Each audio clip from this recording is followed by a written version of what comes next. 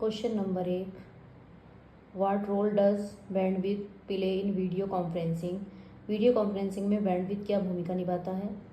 It influences the quality of both audio and video transmission. यह audio और video प्रसारण दोनों की गुणवत्ता को प्रभावित करता है। क्वेश्चन नंबर 2, VoIP का मतलब क्या है। Voice over internet protocol. Question number 3, are donut chart in Excel in similar to Excel. Excel में एक डोनेट चार्ट इसके समान है पाई चार्ट के।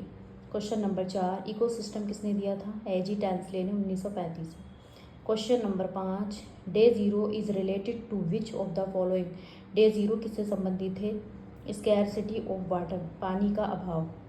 विच of the following characteristics of pollution is necessary for magnification to ओकर।